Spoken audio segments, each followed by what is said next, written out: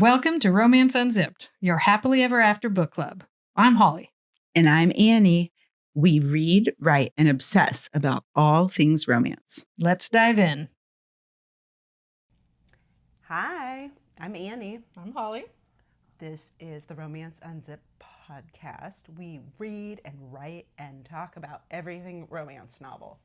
Okay, so Annie, what is the quick and dirty? What are we talking about? Ooh, today the book we're talking about is That Time I Got Drunk and Yeeted a Love Potion at a Werewolf by Kimberly Lemming. It is a romantasy. It's kind of a monster fantasy romance, and it's between a human woman and a werewolf. Yes, it is. The main character is Bree, and she lives in a town called Boohale, which is a human village, but recently a boat has docked in their moors, and it's a pirate boat full of pirate demons. Pirate demons captained by a human woman. So that's kind of badass. The pirate captain's a woman, and her crew is all kinds of demons. All kinds of demons. They're everybody. So what are our tropes? We're going to give you the shakedown, and then we're going to break it down and talk about all the little bits and pieces and why it's fun and what we liked and what we learned. And the nice thing about the title is it does kind of give you a few of the tropes. You know what you're getting into. So we've got the shifter werewolf. Yes. He's the lead. Yeah. Yep. He falls first. Yeah. Boy obsessed. On account of the love potion. Wolf obsessed. Oh, fated mates. Yes. That's one of our tropes. And then they also go on a bit of a mystery trying to discover what's happening with the missing women in town. Yeah, I would say it's like if there was a subgenre or a trope, it would be romance, like suspense, but make it fantasy monster style. And very fun and charming and quirky, not at all angsty or scary. No, but it is bloody. Well, yeah. Demon blood. Yeah, there's definitely some intense scenes, but they're written in such a fun-loving way that you just end up laughing. What is the heat level? What did you think? I would say a 5 out of 5. There weren't a large amount of sex scenes because it wasn't that long of a book, but they really brought the heat. They brought the heat. Yes, especially the first one. They just came right in. There was no ramping up to it. No, it was full throttle. There's these different rankings, and we've been using the ranking from romance.io. It's this really great website, and there's 5 levels. And so the 5 is explicit and open door. So I would say that the sex or the steam is a 5, but there wasn't a ton of the scenes. That's true. But like you said, the ones that they had were full on. You got to be ready for it. If that's not your scene, this might not be a comfortable book to read. The first scene, so he's a werewolf, so I was emotionally prepared for the fact that he's a werewolf. But the first scene, he has magic, and he has tentacles that come out of nowhere. So it's tentacle sex the first time. I have heard of tentacle sex just as a concept. It never even really crossed my mind as something that I might be interested in because I really just kind of thought about octopuses and like the little suckers on the tentacles. And I just didn't realize all the different ways that the tentacles could... Bondage at a new level. Yes, it was eye-opening. It was eye-opening. I really like this book. I have a hard time with tentacle sex. It just takes me out of the moment. That's just me. But I know there's this whole subgenre of monster romance that's the Kraken. And she mentioned the Kraken. So the main character, female character in this book is Bree, and she is a connoisseur of romance books within her world where monsters are actually real. Yes, she loves monster romance. Yeah, she mentions the Kraken, and he almost kind of plays into that as he is ravishing her. Yeah, because... Well, we're getting ahead of ourselves, but he finds out, he wants to learn everything about her, and he sees her library of smutty romance novels, and he's like, oh, this girl's got a thing for werewolves. And she likes Krakens, too. Yeah, he was pretty excited about that. Yeah, he was all in. All right, so who is Bree? Who is the main character? Bree lives in this town. I don't quite know what Bree does. But she's a cheesemaker. Oh, she likes, yeah, that's right. She's a cheesemaker, and what's the big joke? Is that he is lactose intolerant. Oh, Yeah, that's kind of sad. poor dude. So there's a lot of cheese jokes, which is good. And she lives kind of rural. Her best friend grows peppers. And it's kind of a farm zone. Her best friend is a spice trader named Cinnamon. Yes. So the names were as charming and fun as the title of the book, and the whole vibe is kind of encapsulated in the way she named the characters, I feel. So the author, Kimberly Lemming, wrote a 3-book series, and it's called The Mead Mishaps, MEAD. So the time I got drunk and yeeted a love potion and a werewolf. So each one is this very cheeky, playful story set in this world of Buhale. Buhale is their town.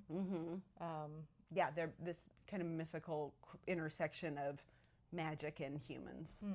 So, and Bree, she describes herself as a bigger woman, and kind of says that in ways where it's advantageous to her. She has some insecurities, but they don't seem to be about her body. Oh no, she knows she's a treasure. She is who she is. She says things like, "Oh yeah, I've got a nice rack." That tends to happen when you eat cheese plates late at night. Yeah. And then she also describes herself as dark enough to hide a blush, which I appreciated. Again, just kind of giving herself props for what she's got. So yeah. And long hair, long dark hair. She's 26 years old. 26. And then the main male lead. Tell us about Felix.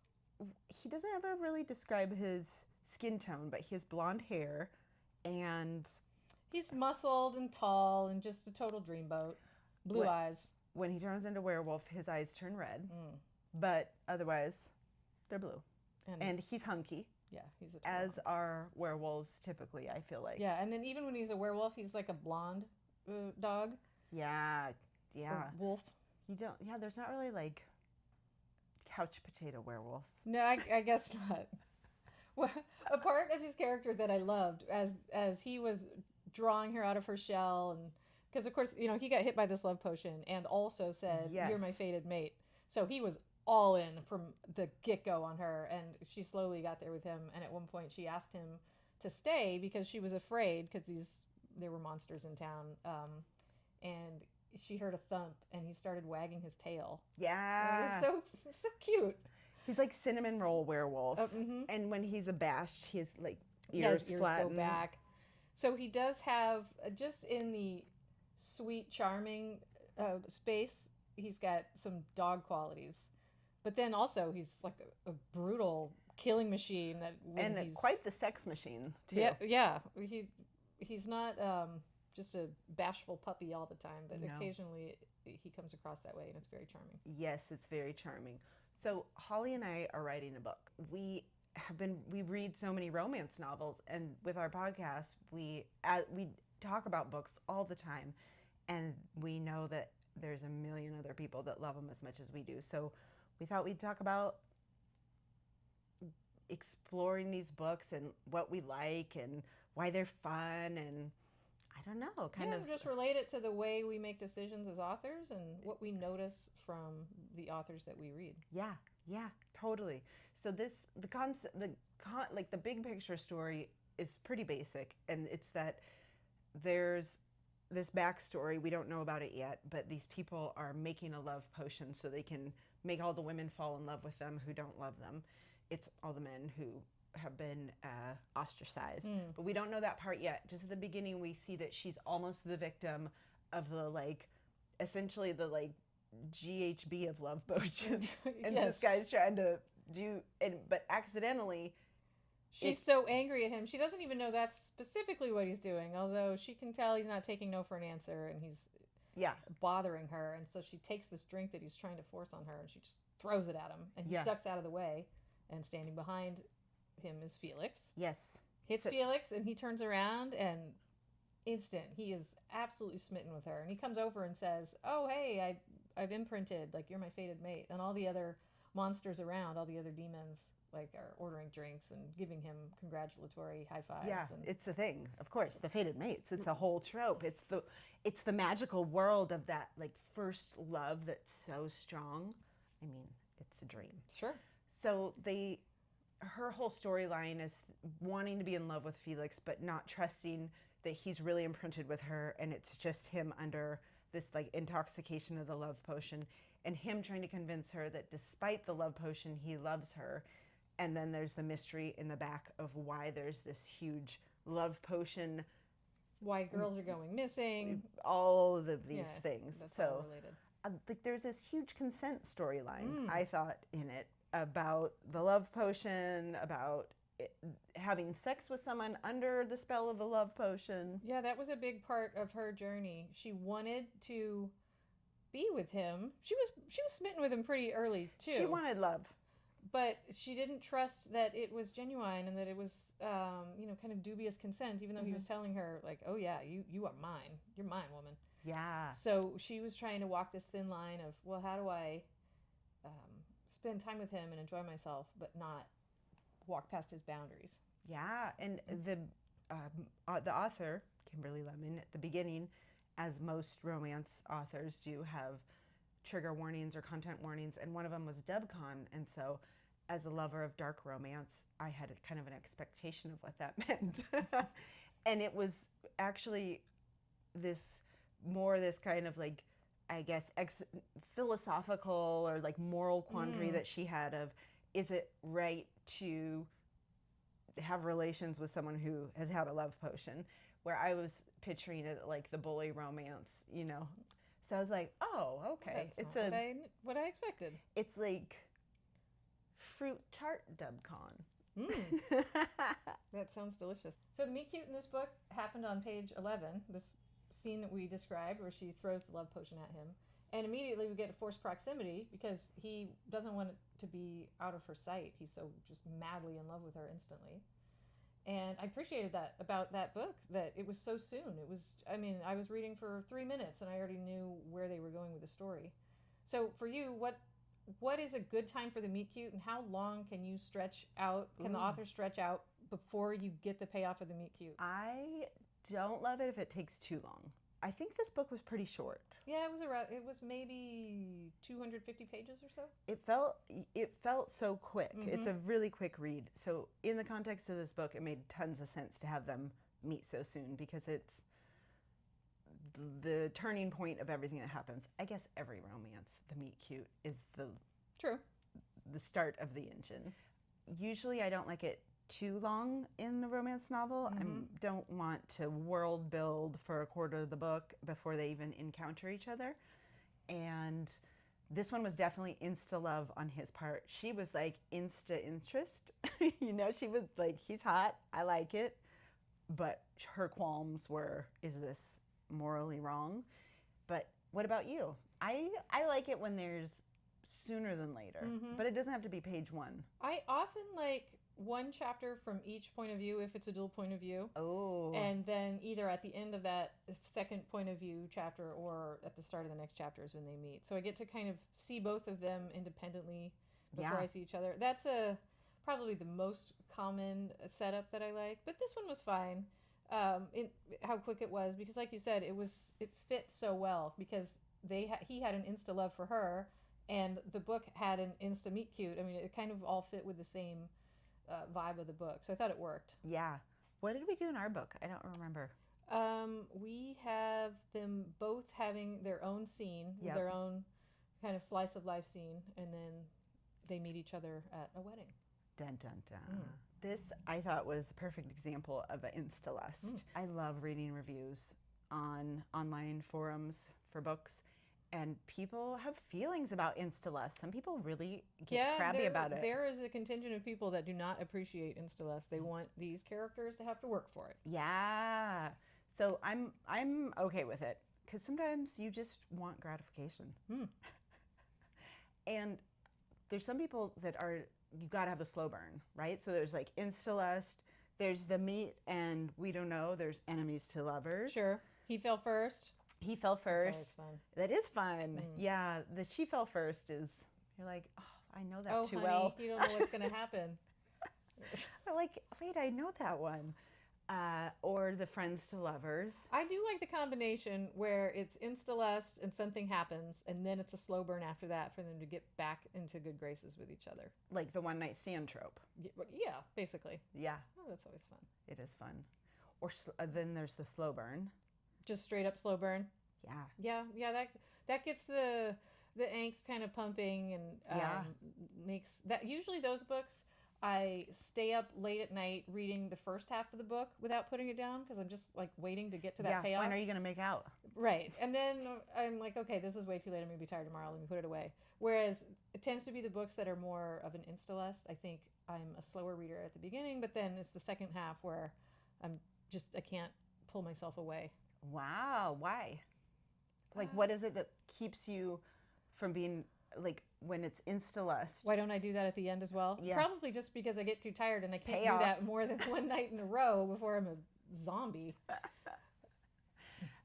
So if you like insta-lust, this is perfect. Yeah, this is right for you. And I feel like probably the whole series, although actually I think the third one is slow burn. Don't quote me on that. We haven't read it yet. We haven't read it. But I don't know. Yeah, we'll find out. Who could say? One thing I liked about her, you talked about she's kind of a insta interested. Oh yeah. She mentions right at the start, he comes over, first time he sees her, he walks up to her and just like embraces her, grabs the small of her back, is like caressing her cheek and kissing her, and she's just, thank you. She's just kind of accepting it in her mind. She's thinking she should push him away, but all she can manage to do is rest her hand on his chest. But then she has this internal awareness where she talks about how she's always had a problem with physical affection. It's been a problem for past relationships she's been in. Even her kind of adopted family, her surrogate family, she never hugs them. And that with him, for some reason, she doesn't mind that he's touching her. He's the exception. He is her exception. So instantly, before they even knew each other, he viewed her as a fated mate, and she noticed that she didn't mind. Her body knew that he was the one too. So we knew, reader, we knew. Yeah, we could tell. Yeah. I love this idea of the exception, right? Like there's all these reasons that you can't love people, or you've been hurt, or you are averse to touch. But with this one person, magically, they melt away your barriers. They melt away your barriers. Yeah, it's like Nair. Oh, so romantic. What about romantasy? Sexing of romance and fantasy. How often do I read it? Yeah. I have limited experience. I've only been reading romance books for a few years now. You got me into it. I know you read more than I do. Voracious. Right. I try to keep up, but it's a losing battle. But the nice thing about this book, so I've read a couple of romantasy, and I was able to understand the world building in this book, because while it was rich and there were various explanations of the goddess and the demons and how they came to be in this human town, etc., I could understand it. It wasn't, it didn't require a deep-seated knowledge of the way fated mates works or the way these kind of magical lands work. So I appreciated that because it just felt accessible. Yeah, sometimes with a series with this fantasy world, it's so elaborate and exquisite and detailed that unless I have been part of it from book one, I have no idea what's happening. And there's kind of this like phraseology of things that are like what I might know as a chair, but has different names. And so I'm totally lost. The jargon. The jargon. Thank you. Phraseology. No, that works. I know what you meant. But yeah, so it's very easy to read. Yeah, it was a super quick read. Yeah. And that's why I had a hard time figuring out when you asked me how many pages it was, because I felt like I read it in a day. Yeah. Which I know that's not that impressive, but for me, it felt like I was just breezing right through. I think it's good to let people know that Hollie, when I had asked if she wanted to co-write a romance novel together, and Hollie is a mechanical engineer, and she had never read a romance book, and she's an adult. She's been an adult for years. And I was like, oh my God. And then she researched them, and so she reads them all the time. And I think talks about them with more knowledge than I do. So it's really cool. I love it that you have a unique perspective, because I was embraced your world, Annie. I know. I was like stealing them out of my grandma's like hidden spot at age 9. I was uninitiated. Yeah. Sometimes it's a little scary to be welcomed in to your inner workings. I'm like, here, smoke. Yeah. Just kidding.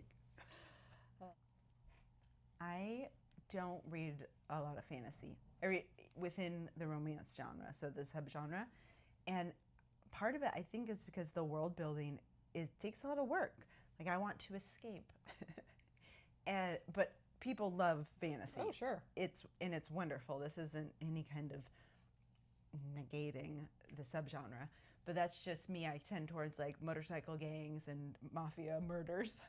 But this was a really easy fantasy to read, and part because it was so whimsical. It was very plot driven. There was a lot of characters. Definitely, it was a rom-com. Mm-hmm. It just wasn't a contemporary setting. It wasn't a contemporary setting, and there was a lot of violence, but it felt playful. Yeah, it was more just reading about the violence in a story as opposed to having a visceral response to it. Yeah, it was like, if you know the 90s binder artist Lisa Frank, it's like Lisa Frank violence. Oh, yeah. I don't know if I'm allowed to say that. She might be contacting you. Yeah, she's like, no!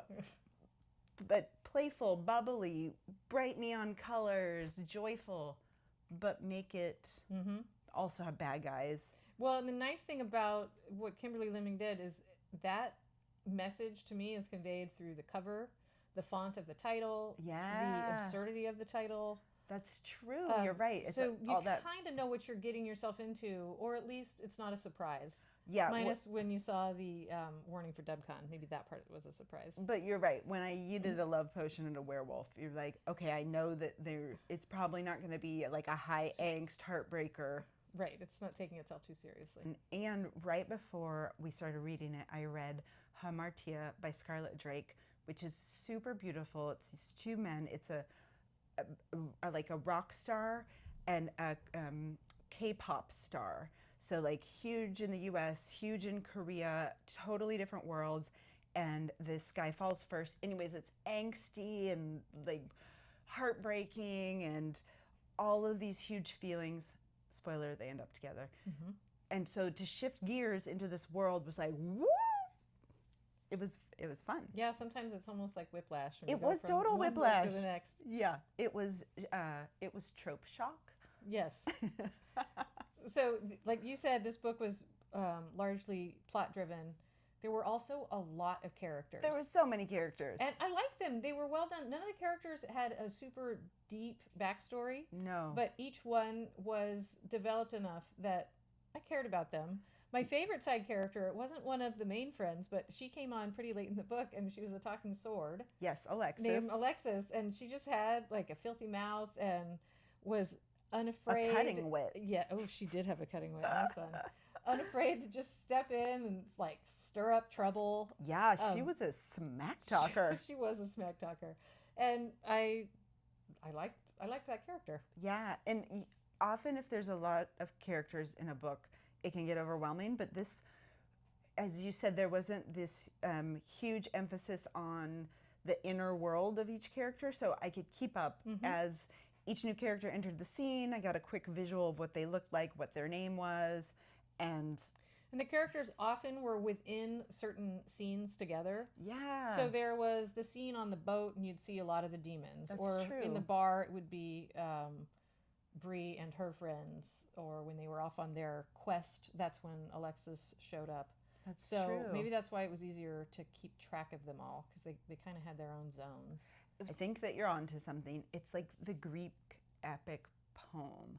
And so Bree is on this journey through a lot of it, because she is definitely the protagonist. Felix is the assist. Yes, he's serving her. And it's a dual point of view, so you get both their minds and you know how he feels and how much he cares, but it's definitely Bree's quest. And then Hollie was saying it's like there's these characters that are unto each area, and it is like these little quests, and she completes and goes on.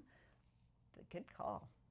Yeah, and even the whole plot about the mystery of the missing girls, and that really only shows up in the second half of the book. I know there is love potion in the first half, and we end up finding out where the love potion was manufactured, but they are almost like discrete events in the book. The first half is very much about Felix and Bree getting to know each other, and he is protecting her. He's taking her on a date. Yes, he goes to the Storm Dragon and has the Storm Dragon change the weather so he can take her on the perfect date. Mm-hmm. And she finally agreed. Oh, let's go on this date. He was so happy, and it started raining, and it cracked me up because he was grumbling to himself, calling the rain droplets of evil that are date ruining droplets of evil. So he went to his dragon friend. They're friends, but everybody was warning him, like, oh, leave that dragon alone. He's so grumpy. Because he's really grumpy and he'll just kill you when he's mad. So it was actually a bit of a sacrifice for him. Hint, he's in book 3. Yeah. The grump. Of course. Yeah, and the epilogue was from this grump dragon's point of view. Oh, I like the word grump dragon. Yeah.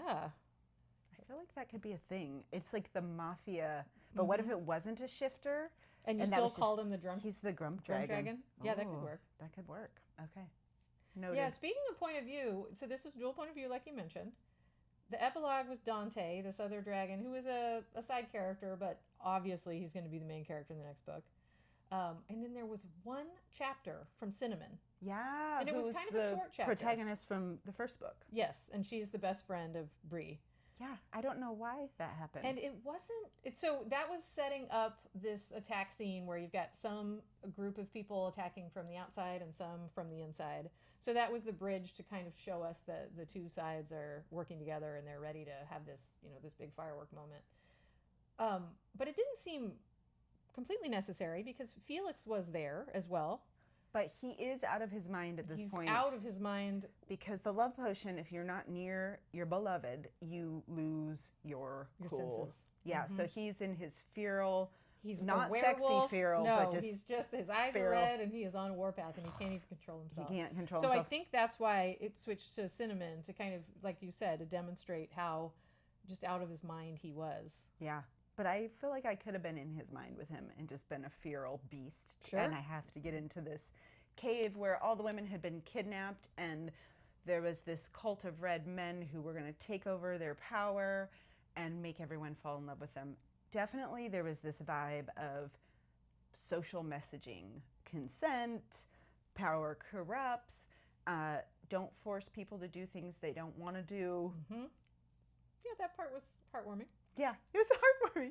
It's cheery. It wasn't quite that simple, though, between Bree and Felix. That was certainly the main message. But it was also alluded to. Yeah, no, that was the broader messaging. Yeah, that was the broad the message. Bad guys trying to get the women to behave as they wanted. She definitely said over and over again, I can't be with this guy because I don't know if he actually loves me and if I really am his fated mate or if this is just the potion.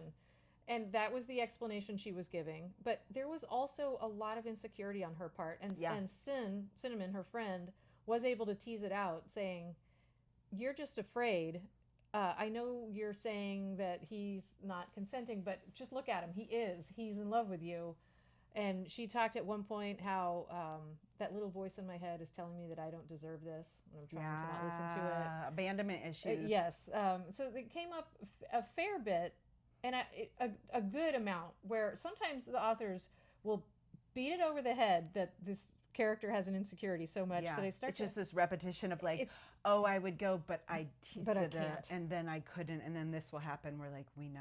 Yeah. You told us. I feel like I'm reading a diary or something. It's like, it's too personal. Just my 13-year-old diary. Yes, tell me the problem, but don't come at it so many times. So in this case, it was repeated enough that we could see that it was a pattern in her thinking. But it wasn't repetitive. It wasn't repetitive. So that Kimberly Lemming really nailed that with how she displayed this insecurity. I think so too. And it was funny. So it was a mix of, it was this inner dialogue from Bree or things that she would say out loud, but it was always coined in Bree's voice, which was kind of snarky, sassy, clever. She was very clever. I think more clever because I didn't get that. Yeah, not snarky. Not that biting kind. No. She was sometimes even sarcastic, but in a almost more kind way. And the banter that Felix and she had a lot of quips. She did have a lot of quips.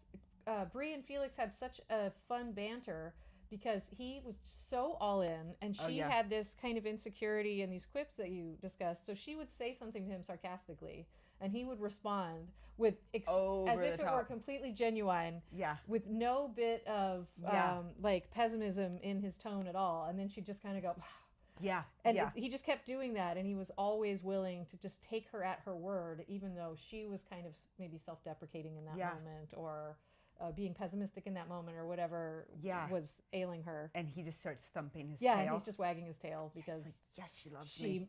oh, she's talking to me. This is great. Like I can Yeah. work with this. And so she did have, there wasn't a ton of character development. This is definitely, if you're wanting a like heavy read with lots of intricacy, save this one for later. But she did have an arc. It wasn't she wasn't two-dimensional as a character. Like we saw her be willing to shift and dive into this She thing. was finally willing to take the risk that what if he doesn't love me? And her best friend, Sin, just kind of said, then he doesn't love you. Yeah, I loved that. She then was you'll like, be heartbroken. you'll and get we'll hurt. through it. Yeah, that's. I loved that because it's so realistic. Like, okay, you can either not try anything or you can just know It'll happen. it'll happen, which is why I read romance, because I always know it'll go how I want. Well, that's true. Yeah, she might not have known, but we knew. We knew. So she didn't want to have any kind of dubious consent for this fated mate of hers. How did they get around it? This was good. In this world, with a love potion, if you don't get boned, you could die. Yeah, and I think Your the fated need- mates part also ratchets it up. Right. So he's got she is his one. So he's already imprinted on her.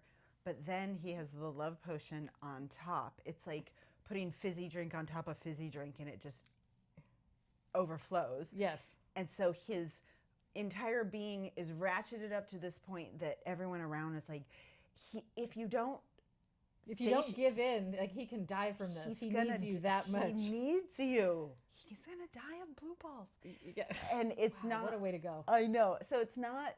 She wants it. So it's not her being coerced in any way, but it's this very nice workaround to the fact that she has this moral quandary, but does she want him to die? So this is Right. She can set So aside she says, her fears. okay, let's just do this. And I think she calls it Plan B. They're trying. She's trying to come up with magical spells to reverse the love potion. It doesn't work out. Yeah. So then he says, "Come on, can we just do this?" I And need she says, you. "Okay." And obviously, she really I'm gonna wants die if you don't have sex with me. to. Yeah. How flattering. So we've already kind of mentioned the plot of part of it is waiting to see if the love potion is real or not. Yeah. Part of it is this mystery of where the missing women going. What was interesting to me about this book is that both characters shared the same subplots. They had the same journey that they were taking. Usually, I find that each character has their own journey that they're on, and the love or support or just added kind of fortification that they get from their partner kind of gives them the drive that they need to overcome. Right. They become whole or strong enough to. Yes, and they're working in parallel, and they're obviously helping each other out, and sometimes they intersect in interesting ways. But this was just both of them had the exact same path that they were on, and they were helping each other get there. Yeah. It totally felt like the Greek epic to me. Yeah, like I can see that. I hadn't thought of that analogy, but Yeah, it was simplistic and not in a way to take away from the book, but just it was a forward drive towards an end with all these side quests and colorful characters and things happening and emotions for the hero and heroine. I always mess it up. Is it heroine? It sounds too much like the drug heroin. Yeah. So I just don't use the word. Yeah, And the that's lady hero. Probably not the best strategy in life in general, but Yeah. It's off-putting for me. We'll just say Bree and Felix. Okay, that works. Yeah, I always get confused too. I'm like, not the street drug. And people are like, oh, good. Yeah, we were confused. weren't thinking that. One thing I really liked was Kimberly, the author, made it very clear throughout the whole book that it's very sex positive and very like body choice and conscientious decisions. And the man Felix was the one who took the responsibility for birth control, which was amazing. I don't think I've ever in any romance novel read where the man was like, I'm going to sort this out. Granted, there's no magical spells that I know of where a man can right now go to a dragon and say, give me the Baron rune until I decide to have you remove it so that I don't impregnate my fated mate until we're ready. But still, it was pretty cool. It was nice. And he was ready. He wanted kids right. That's one of the first things he asked her before He wanted 10 kids. She's like, whoa, tiger. I mean, werewolf. Yeah. So that was charming. I was kind of like, oh yeah, you go, girl. I know. It was totally but I really appreciated it. And there was no third act breakup, which I don't mind, but a lot of people have big feelings about. And I think it's just getting more and more common to not have that in some books. So if you were just looking for a nice love story with a little bit of murder and mystery thrown in a whimsical land, you don't want the angst. It's like neon pink violence. Not this is for you. Or like pastel pink with pops of orange. Okay. Yeah. So no third act breakup. They're a united team. And of course they end up beating the evil of course. goddess force at the end. Yes. Now, so this is the best part. Yes, the way that she beat this goddess and in essence saved the world was through her vast knowledge and memories of smut. Yes, spicy romance sex scenes. Yes. This goddess was trying to invade her mind and like give her these emotions of power and show her what it could be like. 'Cause she wanted to become her host. Yeah, like this is a parasitic magic that needs a human host so they can be there, like rule the land with all their evil. So as she felt this thing invading her mind and kind of she started to feel this craving of rifling power through her mind, trying to find her weaknesses. Yep. She just starts thinking of like the dirtiest, smuttiest sex scene she can. Sex. And werewolf sex. The goddess is so, it just can't get through this wall of smut.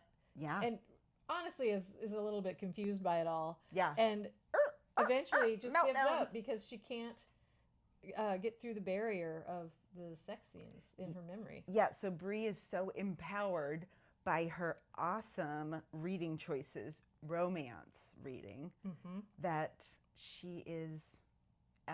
she saves the world. She saves the world. Yes, that is that's what we're doing here. Our goal now for everyone that reads romance. That's why we made this podcast, so we can all save the world. These are some lofty goals. These are lofty goals. It seems so simple, right? Like reading this happily ever after, but we're actually we have we're gonna save the world. Higher standards. Yeah, this is it, guys. We're training. So what are we reading next? What's next time? Next, we're going to be reading and discussing Failure to Match by Kira Parsi.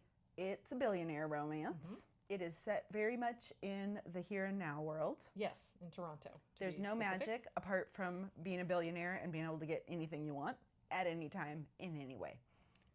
And so if you want to read along with that, you can, or you can just listen to it and we'll tell you what we thought of the book. Yeah. Be sure to buy Kimberly Lemming, the book series, her books. This was That Time I Got Drunk and Needed a Love Potion at a Werewolf. Her website is kimberlylemming.com, and also that's where she is on all the social. We are Romance Unzipped. Thanks for joining us. Happily ever after.